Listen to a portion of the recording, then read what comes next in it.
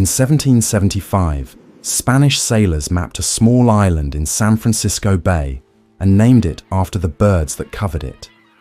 Alcatrazes, pelicans.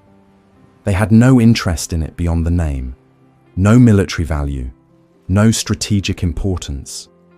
Just a bare rock sitting in cold water, covered in birds that nobody was trying to catch.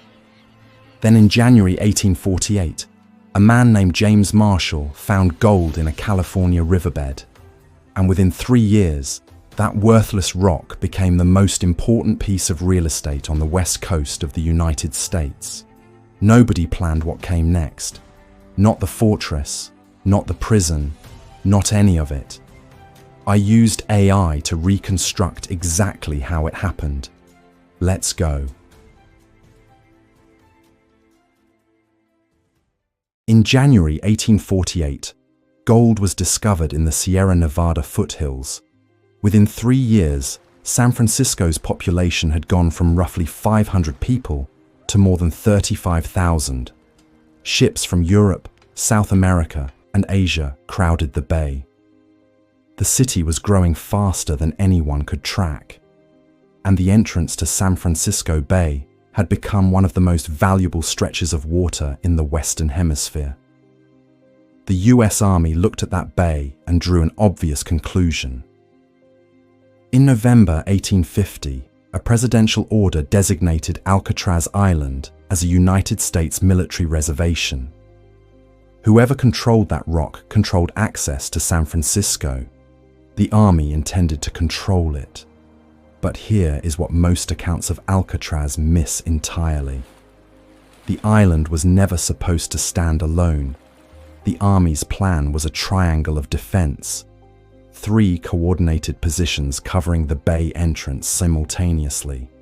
Fort Point at the southern tip of the Golden Gate, Lime Point on the northern shore, Alcatraz in the center, sitting directly in the shipping lane.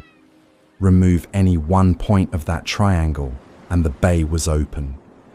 Alcatraz was the centerpiece because it sat exactly where an enemy ship had to pass, regardless of which line it took through the gate. There was no way in without going past that rock. In 1853, the Army sent an engineer to turn it into a fort. Construction began under Lieutenant Zealous B. Tower of the U.S. Army Corps of Engineers.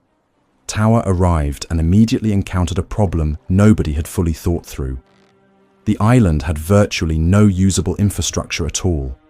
Every tool, every bag of cement, every length of timber had to arrive by boat. The sandstone bedrock had to be blasted and carved by hand to create level ground. And the labor force, California, in the 1850s, was not short of workers in theory. In practice, anyone capable of doing hard construction work had headed to the hills to look for gold.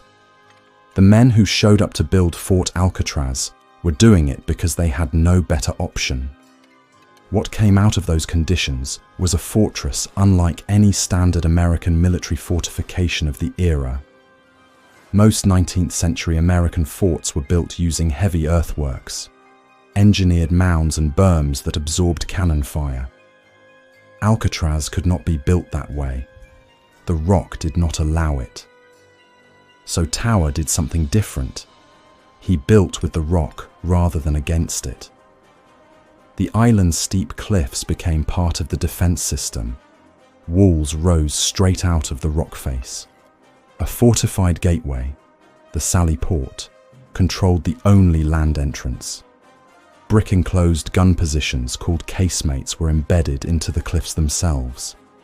The island's geography was doing most of the defensive work, and the construction added to what was already there, rather than trying to replace it. In 1854, the island's first lighthouse became operational.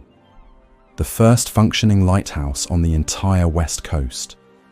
Ships from around the world were now navigating by a light sitting on top of the Army's newest fort. At the summit of the island, workers raised the citadel, a 3-story brick barracks that was not simply a place for soldiers to sleep. It was the fort's last line of defense, specifically designed to hold even if every other position on the island was overrun. It could house 200 soldiers and store enough food and ammunition for a 4-month siege. If everything below it fell, the citadel could still fight. To protect the citadel from ground attack, engineers excavated a deep pit around its base, a defensive dry moat cut directly into the bedrock. No enemy could storm the citadel without first crossing that open pit under fire from above. Nobody standing in that pit in 1859 could have known they were standing in the exact space that would become the foundation of the federal penitentiary 75 years later. The army dug the hole to keep enemies out. The federal government would fill it with concrete to keep prisoners in. Same rock, same ground, completely different century, completely different purpose. Surrounding it, covering every approach across the bay, were gun batteries that eventually held more than 100 cannons, making Alcatraz the most heavily armed military position on the entire west coast of the United States. The island was officially garrisoned on December 30th, 1859. The final construction cost was $87,698. For that amount, the army had turned a bare seabird rock into the most fortified point between the Mississippi River and the Pacific Ocean. The fort fired its guns in combat exactly 0 times. But something else had already started. The prison was not planned. It grew out of the water. As early as 1859, soldiers convicted of crimes were confined in the fort's guardhouse basement. Nobody designed this function into the original construction. It happened because the island's cold water and punishing currents made escape nearly impossible without any deliberate security measures. The bay was doing the work for free. Other garrisons across the Pacific region noticed, and they started sending their own problem prisoners to Alcatraz, without being asked, without a formal directive. They simply understood that the water worked better than any wall they had built. Then the Civil War broke out in April 1861, and the island's role changed completely.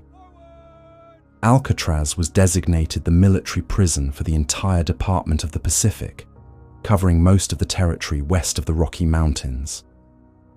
Confederate sympathizers, civilians held for treason, soldiers convicted of desertion or assault, all of them came to the island.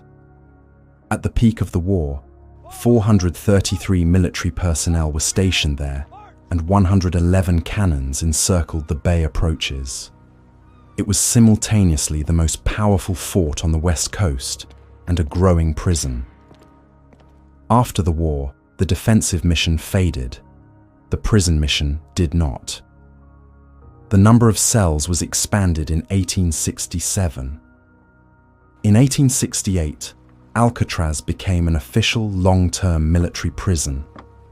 Through the 1870s, inmates were put to work reshaping the island itself, dumping debris into the bay's coves, leveling terrain, physically building the ground beneath their own feet, under the direction of Major George Mendel.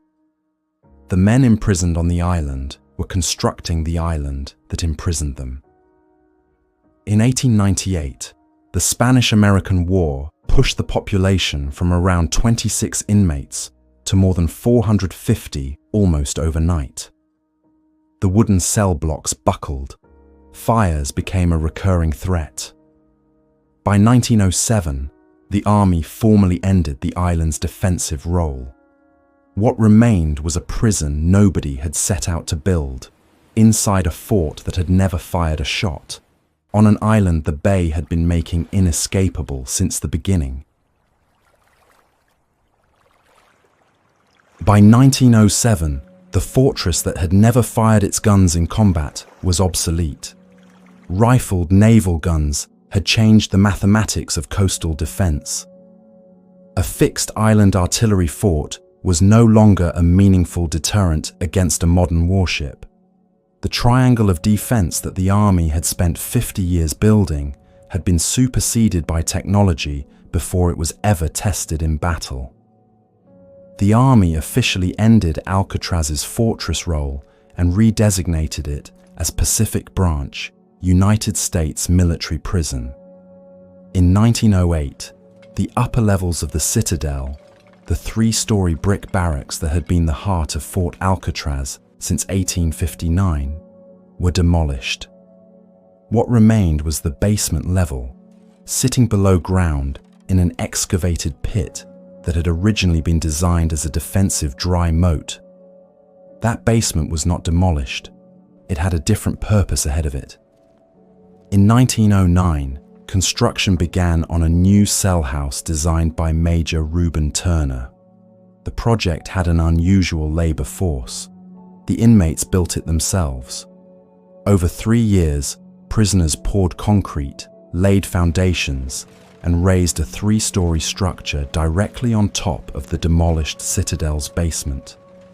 The old fortress foundation became the new prison floor. The sealed subterranean level below generated stories of dungeons beneath the prison that were never fully corrected. There were no dungeons in any Gothic sense, but there was a sealed underground space, and the stories outlasted the facts. When the new cell house was completed in 1912, it was the longest reinforced concrete building in the world.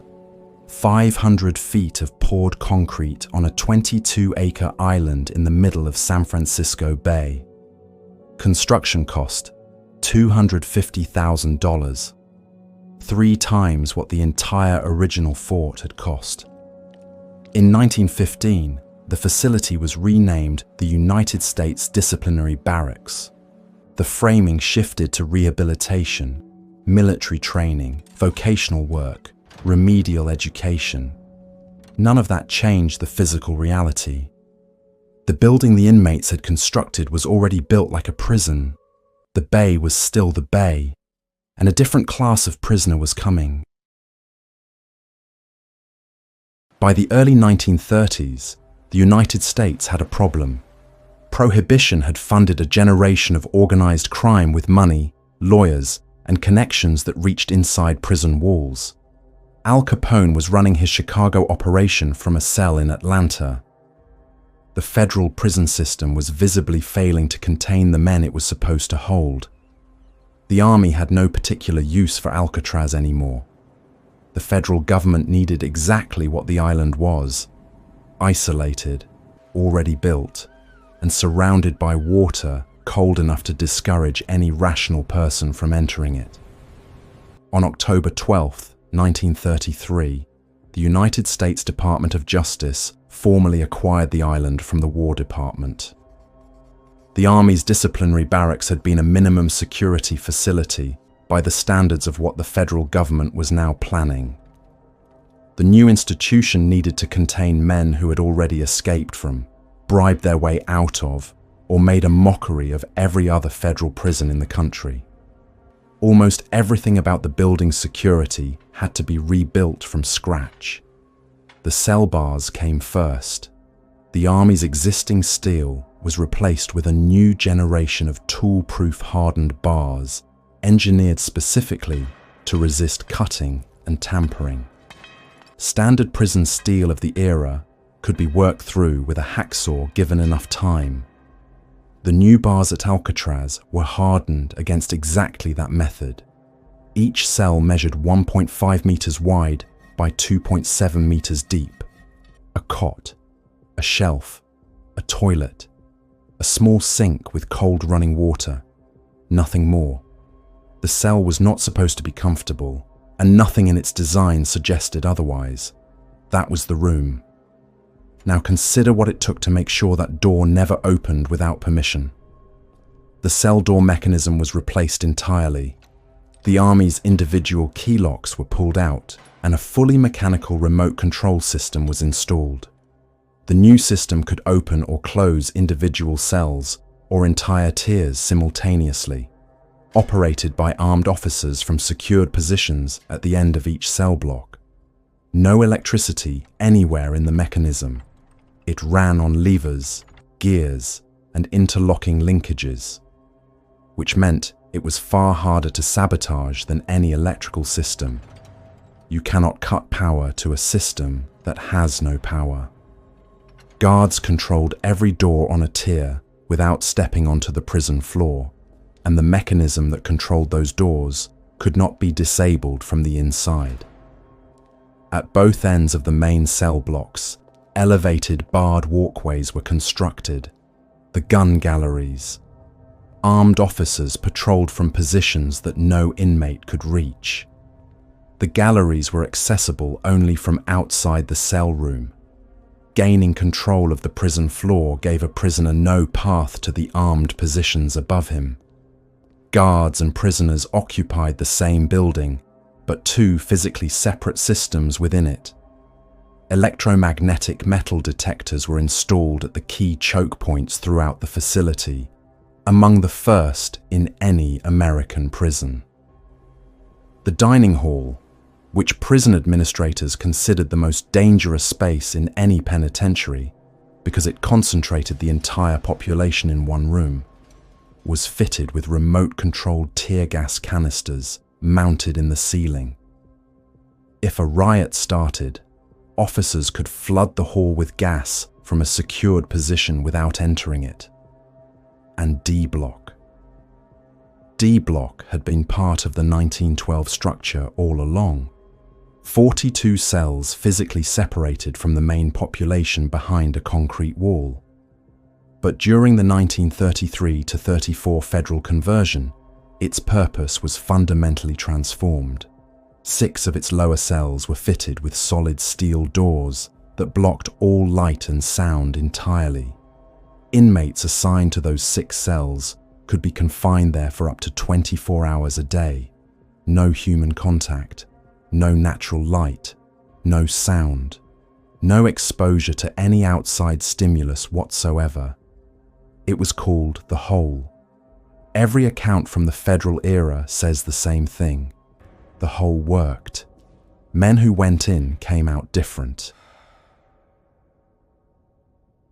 The first warden appointed to run the new penitentiary was James A. Johnston. Johnston had previously run California's Folsom and San Quentin prisons. He had a reputation for being completely unsentimental about the purpose of the facility under his command. He established the regime from day one. Inmates had 4 rights: food, clothing, shelter, and medical care. Everything else was a privilege that had to be earned and could be revoked. He hired 1 correctional officer for every 3 prisoners, a ratio far more intensive than any other federal prison in the country at the time. The facility officially opened on July 1st, 1934. On August 11th, the first shipment of inmates arrived. 137 prisoners transferred by train from the United States Penitentiary in Leavenworth, Kansas, escorted by 60 FBI agents, U.S. Marshals, and railway security officials. They arrived handcuffed in high-security coaches, were ferried across 1.5 miles of Cold Bay water, and walked through the doors of the building that Army prisoners had constructed with their own hands 22 years earlier. Among the early arrivals was Al Capone. Capone had been running his Chicago operation from a cell in Atlanta and expected to continue doing so. Johnston made clear on the first day that Alcatraz did not work that way. No special treatment, no outside communication beyond what the rules permitted, no continuation of outside business. Capone spent his first weeks doing laundry. The most powerful organized crime figure in the United States, folding sheets on an island 1.5 miles from the mainland with nowhere to go. The island now held the inmates other federal prisons had run out of ways to manage, in a building designed specifically to keep them there. The water surrounding the island was still cold. The currents were still punishing. The mainland was still 1.5 miles away. But now those facts were backed by tool-proof steel, mechanical cell locks, gun galleries, tear gas, metal detectors, and a warden who meant every word of the rules he had written. The federal penitentiary ran for 29 years. In those 29 years, there were 14 escape attempts involving 36 men. 23 were recaptured, 6 were shot and killed, 2 drowned. 5 were listed as missing, presumed drowned. Only 3 were never confirmed caught or dead. The building army prisoners built with their own hands held every one of them. In 1963, the federal government closed the penitentiary, not because anyone escaped, but because the island's isolation that made it so effective as a prison also made it extraordinarily expensive to maintain. Everything still had to arrive by boat. Nothing had changed since 1853. In November 1969, Native American activists, calling themselves Indians of all tribes, occupied the island for 19 months, the longest occupation of a federal site in American history. They framed the action as a treaty-based land claim and proposed turning Alcatraz into a Native American cultural and educational center. The occupation became a turning point in the modern native rights movement.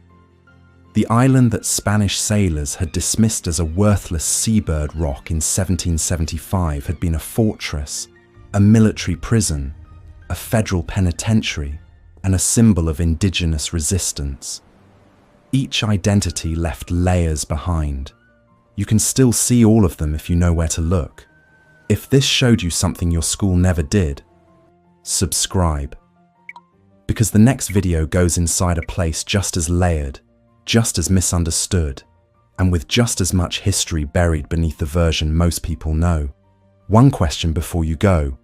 Of everything you saw today about how Alcatraz was actually built, what surprised you most? Drop it in the comments.